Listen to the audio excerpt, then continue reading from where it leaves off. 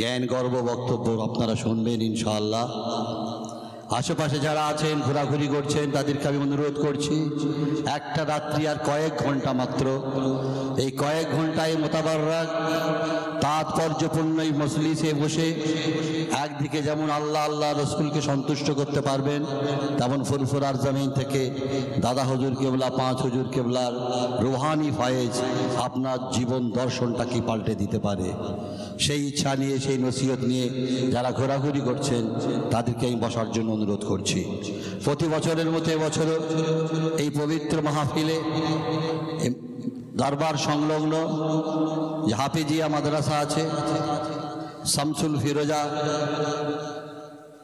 হাফিজিয়া মাদ্রাসা, শামসুল ফিরোজা, নিশ্চয় নামটা আপনারা অনেক দিন ধরে শুনছেন। পীর আল্লামা আবু ইব্রাহিম সিদ্দিকী রহমতুল্লাহ আলাইহের যিনি স্ত্রী ছিলেন, যিনি শুধু এই মাদ্রাসা এখন তৈরি করেছেন তা নয়, আপনাদের গ্রামের বহু মানুষের যে অবদান, সিনিয়র মাদ্রাসা, সেই সিনিয়র মাদ্রাসাকেও প্রতিষ্ঠা করার ক্ষেত্রে এই শামসুল ফিরোজার ভূমিকা অনেক আছে, যা হয়তো আপনারা অনেকে জানেন না।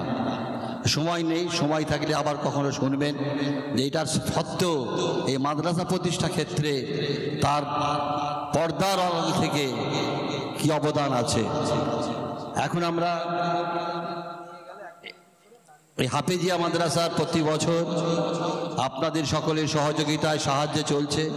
ইনশাআল্লাহ আগামী দিনে আরও যাতে সুন্দরভাবে চলে, উনি প্রতিষ্ঠা করে গিয়েছেন, কিন্তু দায়িত্ব আপনাদের। এই মাদ্রাসাকে বাঁচিয়ে রাখলে আপনার আমার দিন দুনিয়ার ভালাই হবে, দিন দুনিয়ার সন্তুষ্টি লাভের একটা উপায় তিনি করে দিয়ে গেছেন।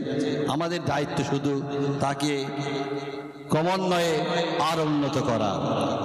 এবছরও আমরা প্রায় 6 জন হাফেজ যারা এখানে পড়াশোনা করে পবিত্র কোরআন শরীফ সম্পূর্ণভাবে মুখস্থ করে, সঠিকভাবে সঠিক নিয়মে মুখস্থ করার পর তবে তারা হাফেজের স্বীকৃতি পায়।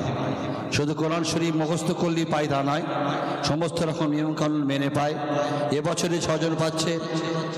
হাফেজ শরীফুল গায়েন, পিতা শফিক গায়েন, আমরা বেড়িয়া, ক্যানিং, দক্ষিণ 24 পরগনা।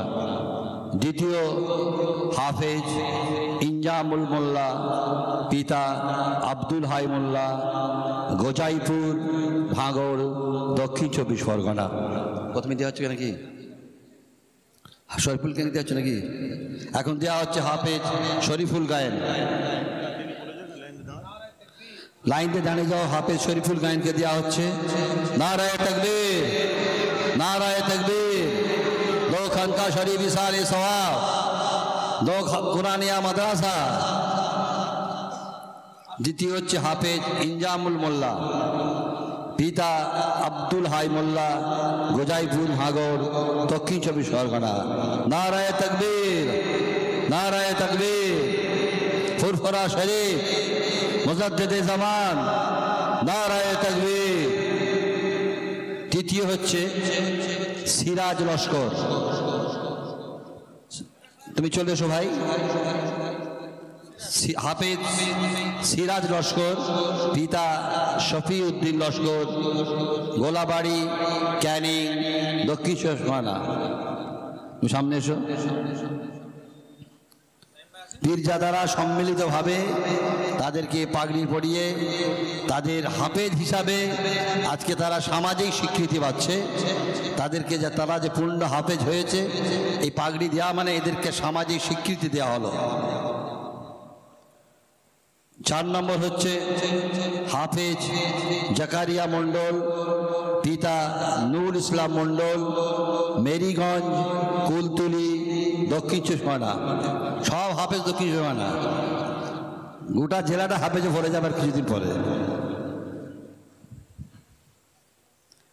4 নম্বর হাফেজ জাকারিয়া মণ্ডল, পিতা নূর ইসলাম মণ্ডল, মেরিগঞ্জ, কুলতলি, দক্ষিণ 24 পরগনা।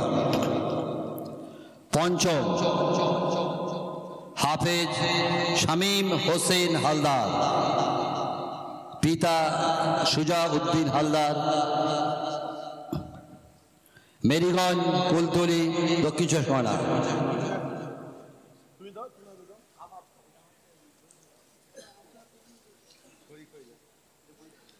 ছ নম্বর হচ্ছে বৈঠকি হাফেজ, সেটা হচ্ছে হাফেজ হাসান আলী হালদার, পিতা আনসার আলী হালদার, মেরিগঞ্জ, কুলতলি, দক্ষিণ সোহানা। ছজনই দক্ষিণ সোহানা। নারায়ে তাকবীর, নারায়ে তাকবীর। দো খানকা শরীফ ইসালে সওয়াব। আর একটু বলুন না, জোর গলা করে আওয়াজটা তুলুন না, আওয়াজটা একটু উপর দিকে উঠুক। নারায়ে তাকবীর, নারায়ে তাকবীর। दो खानका शरीफ इसाले सवाब, फुरफुरा शरीफ, मुजद्दिद ज़मान। नाराए तकबीर।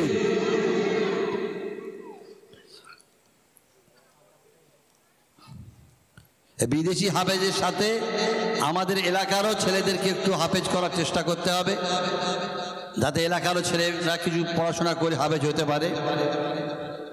মিটে গেল নাকি? এখন আবার আমরা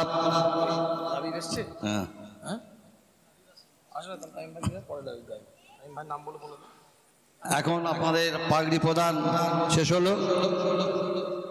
এখন আপনাদের সামনে বক্তব্য রাখবেন ফুরফুরা শরীফের আরো এক অন্যতম পীর হযরত পীর আল্লামা আবুল ফারাজ সিদ্দিকী রহমতুল্লাহ আলাইহির ছোট